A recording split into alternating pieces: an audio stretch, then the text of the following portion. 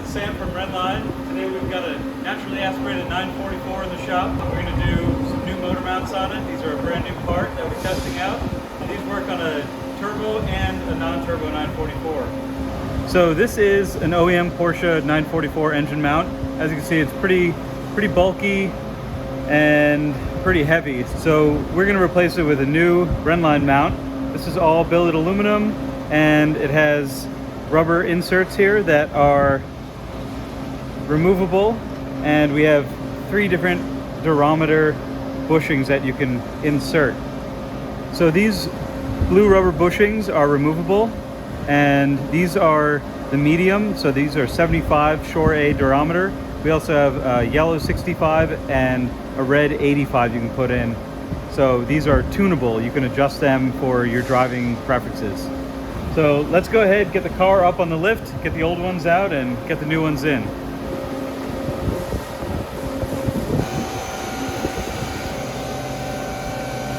Already got the nut off the bottom here. I just used 2 13mm open-ended wrenches, one on the top, one on the bottom. This is the front of the car, and around back there is another setup that's identical to this. So just take those out, and you should be able to just pull the bolt out from the top, just like that. So here's the back of the driver's side mount. I've already taken the nut off this one too, so let's pull this bolt out. Here's the passenger side motor mount, and same thing on this one. I've already taken the nut off the bottom, pull the bolt out, and we'll go to the back of this one now. On the back of the passenger side motor mount, there's this little heat shield here. I've already loosened up these bolts. I'm gonna pop them out. You just need a 10mm wrench for these. All right, now this is ready to come out. I've already taken the nut out of this one also. As you can see on this side, the subframe is split right here. So you can pull the bolt up and then out through the split. Just like that.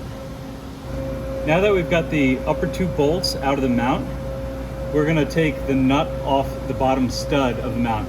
So if you follow the motor mount down underneath the subframe, there's a nut located up in here. It's almost in line with this joint. So coming with a wrench, I've got a 17mm open-ended wrench that is ratcheting. So put it in from the outside, locate it on the nut, and you'll have to crack it and then ratchet it off. We're on the passenger side now. I've already done the driver's side. So what we're gonna do is we're gonna raise the engine up using a transmission jack, and then we should be able to separate the mount in 2 and pull it out. So you'll see it go up now with the transmission jack.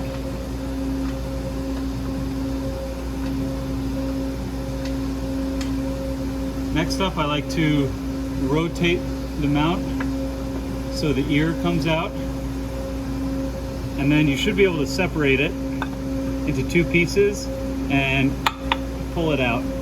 There's the top half and the bottom half.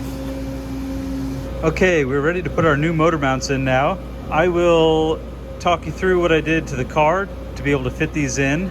I also torqued this bolt down. This lower piece right here is threaded, so you can hold that, and all the friction between the bushings and the aluminum hold it in place. You can put this in a soft jaw if you want, and then torque this down. You can visit our website or look at the installation instructions for all the torque specs. So now let's look at the car.